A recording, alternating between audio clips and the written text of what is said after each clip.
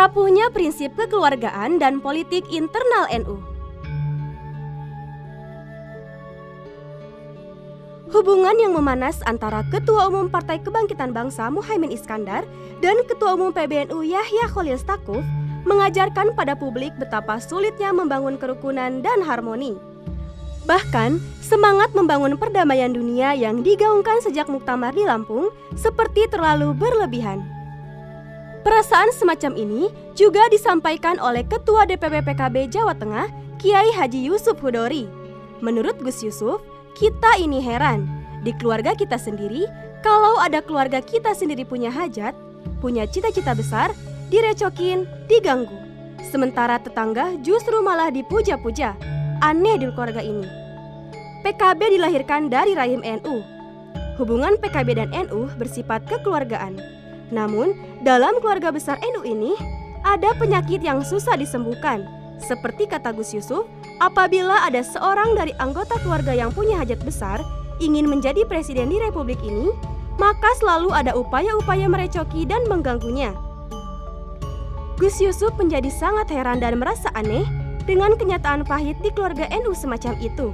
Padahal, menurut Gus Yusuf, Gus Muhaimin itu kurang apa? Itu kakak kita, senior kita, keluarga kita, Gus kita, kelahiran NU, tulang darahnya hijau, semua nggak ada yang diragukan. Tapi malah direcokin.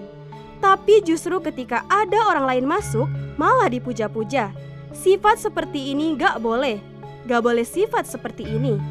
Apapun yang namanya saudara, apapun yang namanya keluarga, ini harus kita bela semampunya. Gus Yusuf bersikap objektif tatkala menyebut kebiasaan buruk dalam keluarga NU tersebut. Misalnya, Menteri BUMN Erick Thohir langsung diangkat menjadi anggota kehormatan Barisan Ansor Serbaguna atau Banser setelah lulus Diklat-Sar NU Online 28 November 2021. Sejak pengangkatan Erick sebagai anggota kehormatan itu, komunikasi antara Erick Thohir dan Gus Yahya semakin intensif. Dengan nada percaya diri, Gus Yahya mengatakan pihaknya telah meminta Erick Thohir sebagai anggota Banser menindaklanjuti pembangunan gedung baru PBNU. NU Online 6 Januari 2022. Tentu saja tidak ada makan siang gratis, kata pepatah lama. Itu pula yang terjadi antara Erick Thohir dan PBNU.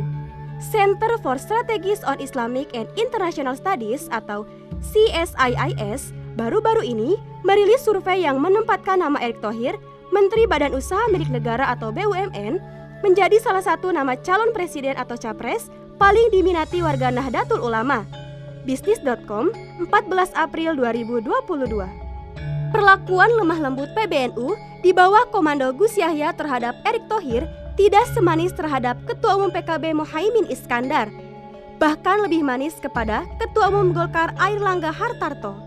Misalnya, Gus Yahya mengatakan kalau sekarang beliau masih Menko Bidang Perekonomian, insya Allah saya doakan di masa mendatang naik kelas menjadi atasannya menteri.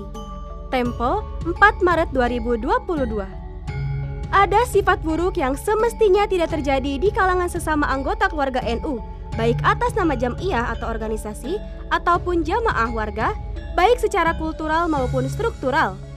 Ketika Gus Yahya sebagai Ketua Umum PBNU mendoakan Ketua Umum Golkar Airlangga Hartarto di masa depan menjadi atasannya menteri atau presiden, maka itu tidak adil bila dibandingkan dengan sikapnya yang melarang para pengurus PCNU Banyuwangi mendukung dan mendoakan salah satu capres. Sejatinya urusan adil tidak adil, fair dan unfair bukan hal penting bila sejak awal memang bertujuan merecoki dan mengganggu sesama anggota keluarga NU yang punya hajat besar.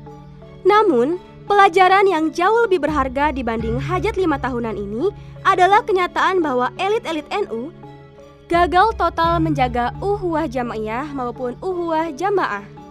Konsekuensinya, visi membangun perdamaian dunia yang selalu dibanggakan dan digaungkan adalah omong kosong di siang bolong.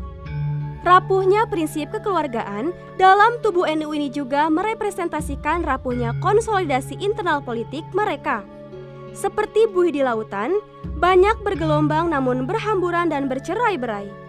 Tidak kokoh seperti sebongkah karang, walaupun kecil tapi tahan hantaman gelombang laut.